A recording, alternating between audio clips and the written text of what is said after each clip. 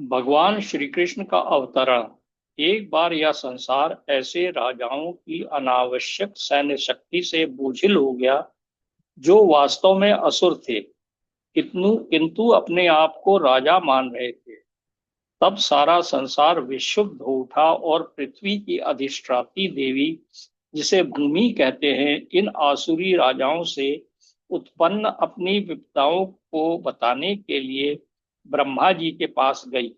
भूमि ने गाय का रूप धारण किया और वह सजल नेत्र से आंसू भरकर ब्रह्मा के समक्ष प्रकट हुई। वह शोकार्त थी और श्री भगवान की करुणा जगाने के लिए रो रही थी। उसने पृथ्वी की विपदाग्रस्त स्थिति का वर्णन किया। इसे सुनकर ब्रह्मा अत्यंत दुखी हुए। वे तुरंत क्षीर सागर के लिए चल पड़े, जहां भगवान विष्णु निवास करते हैं।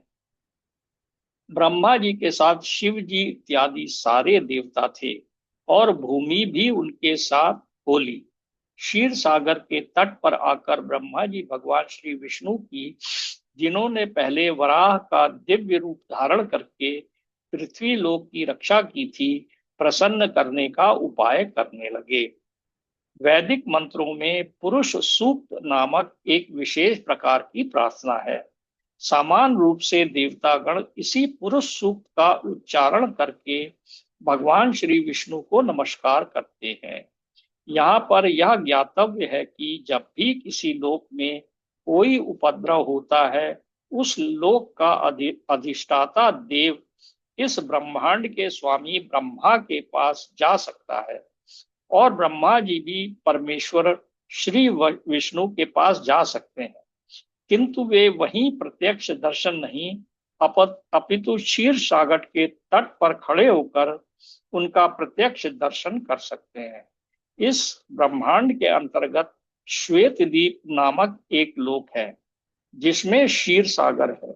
विविध वैदिक साहित्यों से ज्ञात होता है कि जिस प्रकार इस लोक में नमक का सागर है, उसी प्रकार अन्य लोकों में भी अनेक प्रकार के तरल सागर हैं। कहीं क्षीर सागर है तो कहीं तेल सागर और कहीं सुरा सागर, अन्य तरलों के साथ सागर हैं।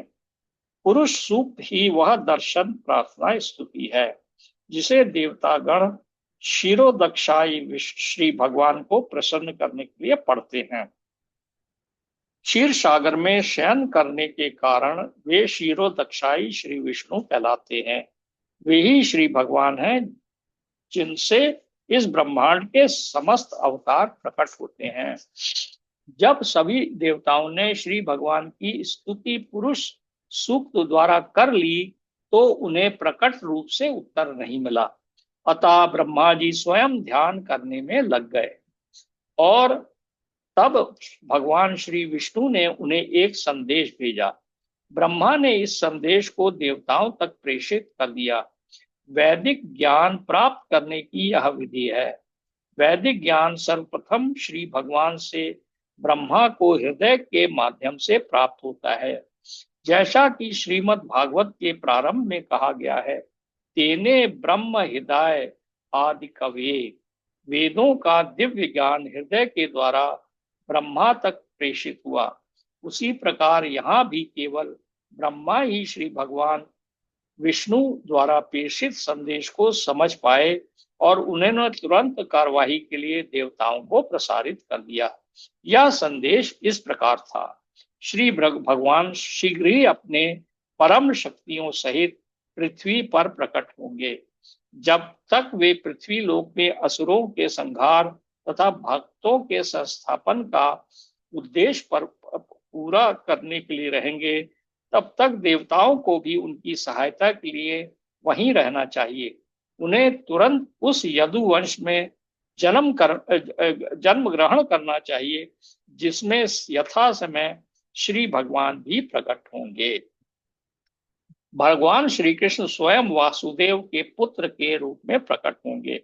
उनके प्रकट होने के पूर्व सारे देवताओं को अपनी अपनी पत्नियों सहित संसार भर के विभिन्न विभिन्न पवित्र परिवारों में श्री भगवान को उनके कार्यों में सहायता पहुंचाने के लिए प्रकट होना चाहिए। यहाँ पर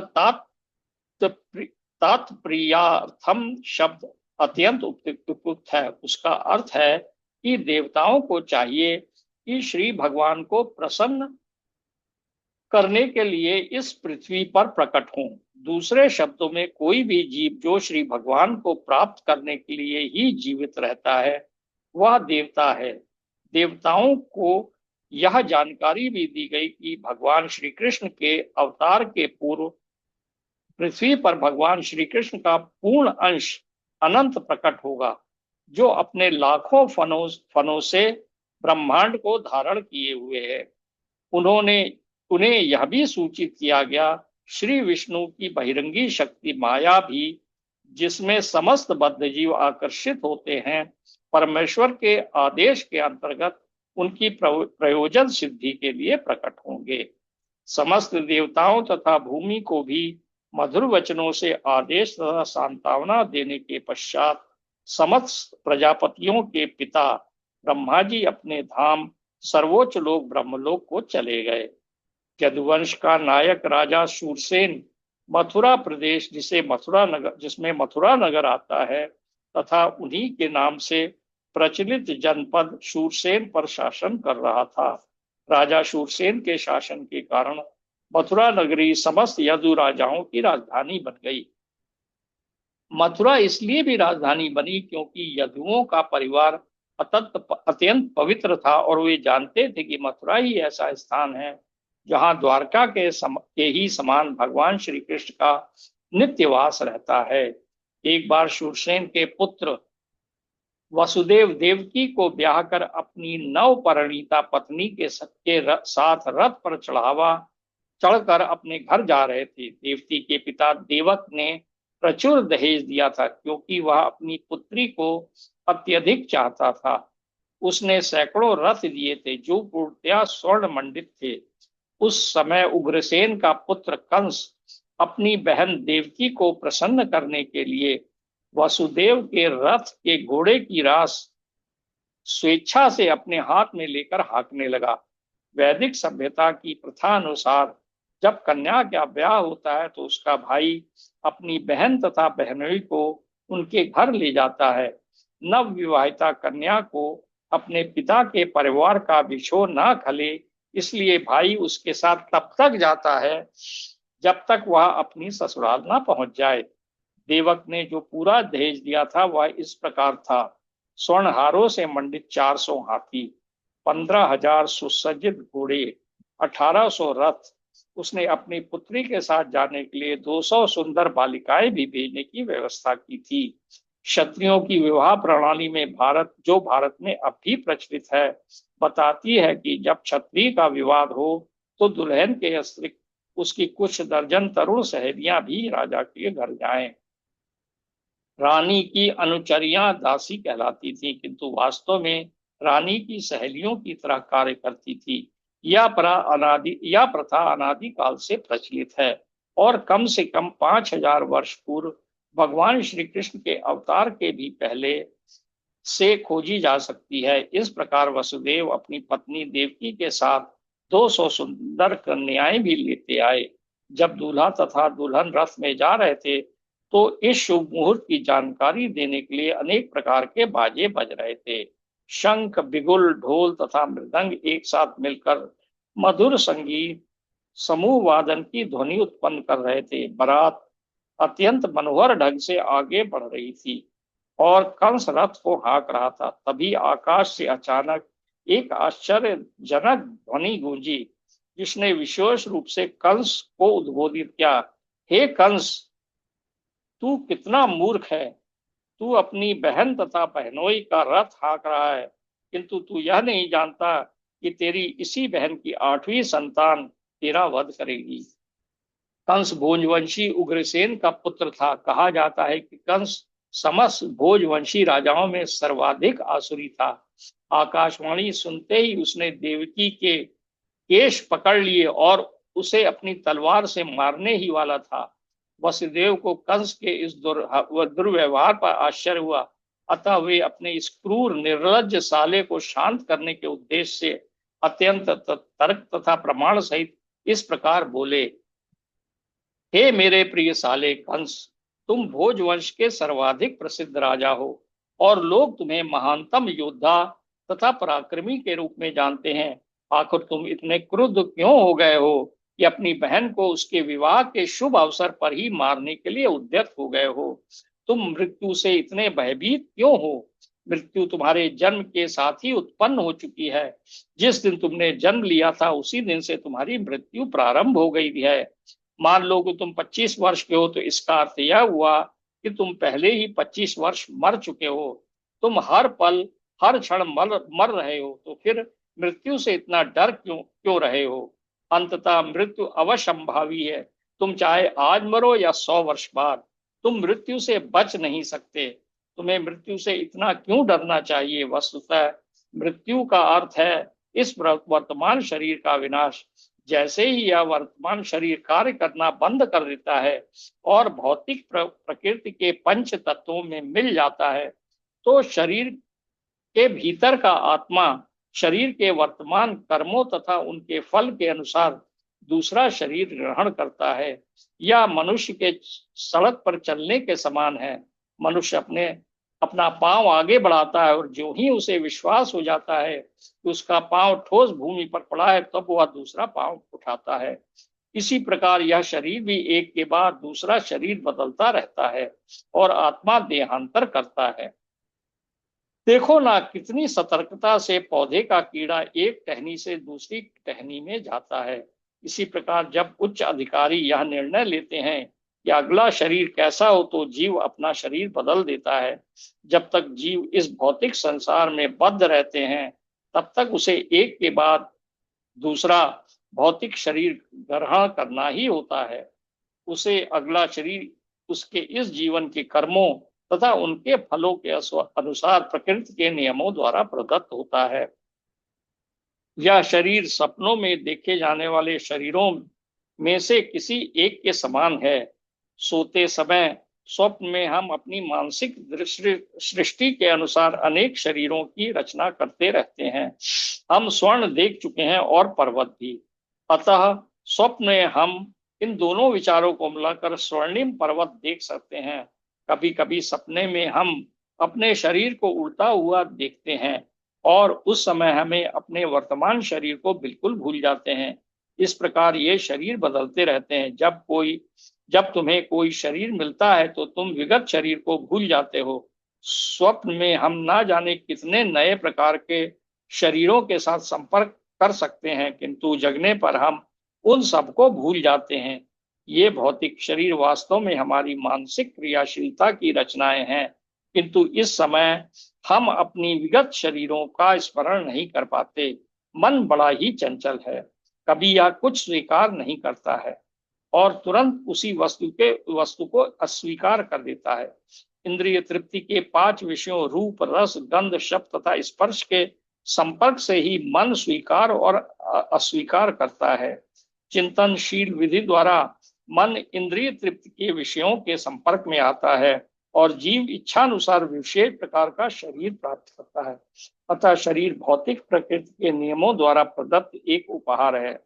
जीव शरीर ग्रहण करके अपने शरीर की रचना के अनुसार इस जगत में सुख भोगने या दुख सहन करने के लिए फिर से आता है, किंतु विशेष शरीर के बिना हम विगत जीवन से प्राप्त मानसिक दशा के अनुसार सुख या दुख का अनुभव नहीं कर सकते।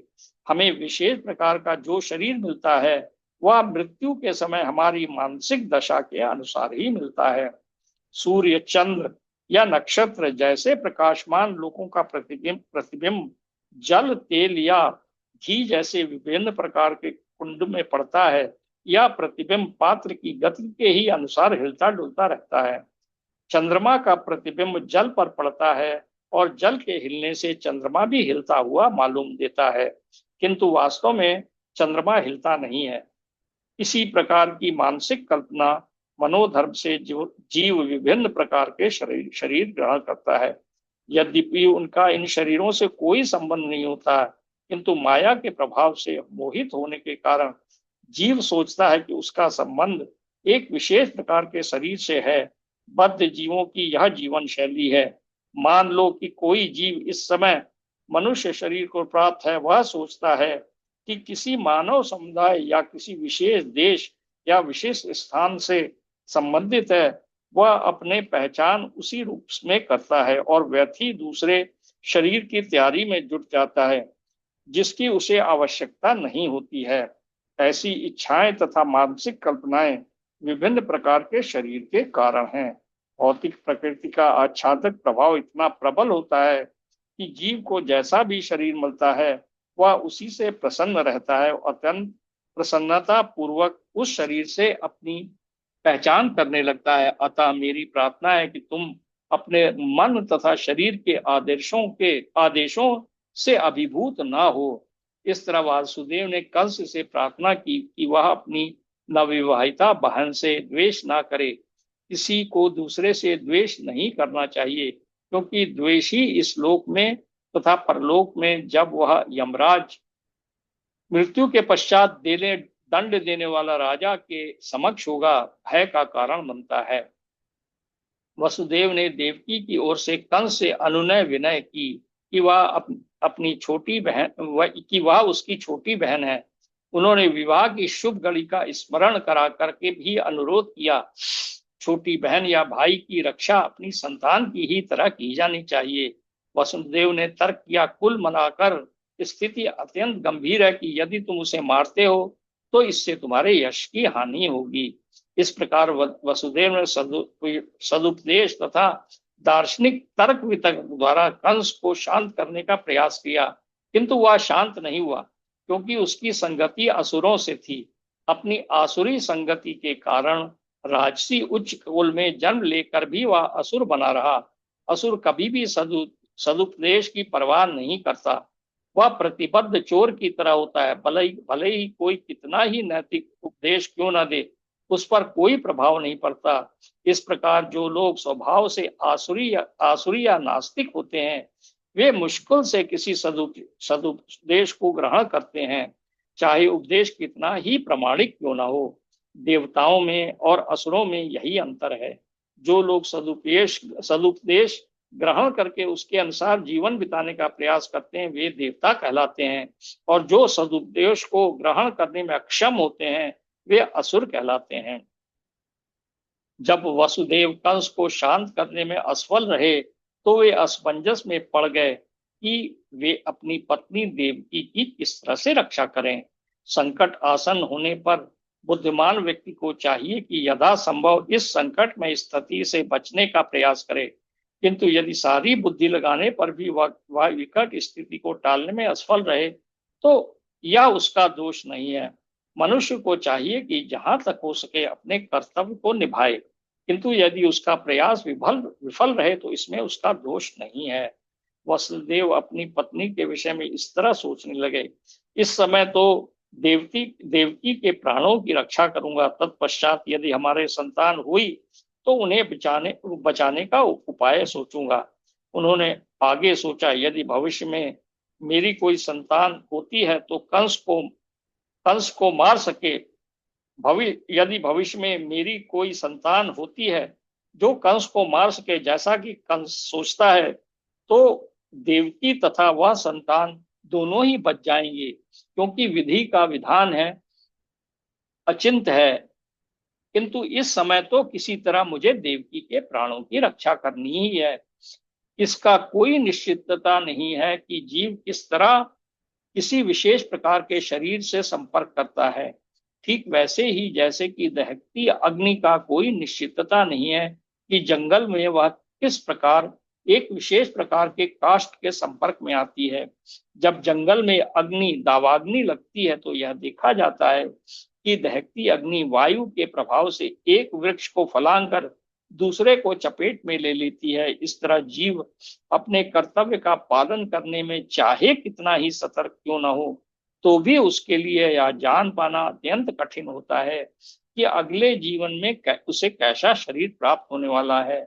महाराज भरत आत्म साक्षात्कार संबंधी अपना कर्तव्य अत्यंत श्रद्धा पूर्वक निभा रहे थे, किंतु संयोगवश उन्हें एक मृग के प्रति अचिर स्थायी अनुराग उत्पन्न हो गया, जिससे उन्हें अगले जन्म में मृग का शरीर धारण करना पड़ा। अपनी पत्नी की रक्षा का उपाय सोचकर वसुदेव अत्यंत पापी कंस से ससम्मान बोले। यद्यपि कंस सर्वाधिक पापी था, कभी कभी ऐसा होता है कि वसुदेव जैसे पुरुष को कंस जैसे परम पापी व्यक्ति की चाटुकारिता करनी पड़ती है। कूटनीतिक व्यापार ऐसे ही चलता है। यद्यपि वसुदेव अत्यधिक खिन्न थे, किंतु ऊपर से वे मुस्कुराने लगे। कंस अति निर्दय था, इसलिए उन्होंने उस निर्लज को इस तरह संबोधित किया, हे मेरे प्रिय कंस, तुम यह मान लो कि तुम्हें अपनी जान से अपनी बहन से कोई खतरा नहीं है। तुम्हें खतरे की आशंका इसलिए है क्योंकि तुमने आकाशवाणी सुनी है कि यह खतरा तो तुम्हारी बहन के पुत्रों से आना है, जो इस समय यहाँ उपस्थित नहीं है, और कौन जानता है कि भविष्य में पुत्र हो भी या नहीं। इस विचार से तुम अभी सुरक्षित हो, ना ही तुम्हें अपनी बहन से डरने का कोई कारण है। यदि उसके पुत्र उत्पन्न होते हैं तो मैं वचन देता हूं कि मैं उन सबों को लाकर आवश्यक कार्रवाई हेतु तुम्हारे समक्ष प्रस्तुत करता रहूंगा। कंस वसुदेव के वचनों के महत्व को जानता था और वह उनसे उनके तर्क से आश्वस्त हो गया। फलतः उस समय वह अपनी बहन के जघन्य वध से विरत हो गया। इस प्रकार वसुदेव प्रसन्न हुए और उन्होंने कंस के निर्णय की प्रशंसा की तथा अपने घर लौट आए। तत्पश्चात देवकी की के प्रतिवर्ष एक संतान हुई। समय आने पर वसुदेव तथा देवकी ने 8 पुत्रों को तथा एक कन्या को जन्म दिया। जब पहला पुत्र उत्पन्न हुआ तो वसुदेव अपने वचन के अनुसार उसे कंस के पास तुरंत ले आए। कहा जाता है कि वसुदेव अपने वचन के लिए अत्यंत विख्यात थे और वे अपना यश बनाए रखना चाहते थे। यद्यपि नवजात पुत्र को कंस के हाथों में सौंपना वसुदेव के लिए अत्यंत कष्टप्रद था, किंतु इससे कंस अत्यंत प्रसन्न हुआ। वह वसुदेव के आचरण से कुछ कुछ दयार्द हो उठा। यह अत्यंत आदर्श घटना है। वसुदेव जैसे महात्मा के लिए अपना कर्तव्य पालन करते हुए कुछ भी कष्ट नहीं होता। वसुदेव जैसा विद्वान पुरुष बिना हिचक के अपना कर्तव्य पालन करता है। इसके विपरीत कंस जैसा असुर कोई भी घृणित कर्म करने में कभी हिचकता नहीं। इसलिए कहा गया है कि साधु पुरुष सभी प्रकार का कष्टमय जीवन सहन कर सकता है। विद्वान पुरुष अनुकूल परिस्थितियों की परीक्षा किए बिना अपना कार्य कर सकता है। कंस जैसा नृशंस व्यक्ति कोई भी पाप कर सकता है और एक भक्त श्री भगवान को प्रसन्न करने के लिए सब कुछ न्यौछावर कर सकता है। वसुदेव के व्यवहार से कृष्ण संतुष्ट हो गया। वह यह देखकर आश्चर्यचकित था कि वसुदेव ने अपने वचन का पालन कर रहे थे, अतः उन पर दयालु तथा प्रसन्न होकर इस प्रकार बोलने लगा, मेरे प्रिय वसुदेव, इस पुत्र को मुझे भेंट करने की कोई आवश्यकता नहीं है।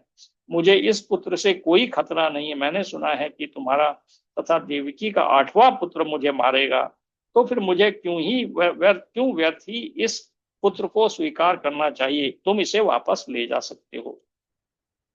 जब वसुदेव अपने प्रथम पुत्र को लेकर घर लौट रहे थे तो यद्यपि वे कंस के व्यवहार से प्रसन्न थे, तथापि उन्हें उस पर विश्वास नहीं हो रहा था, क्योंकि वे यह जानते थे कि कंस किसी के वश में नहीं है।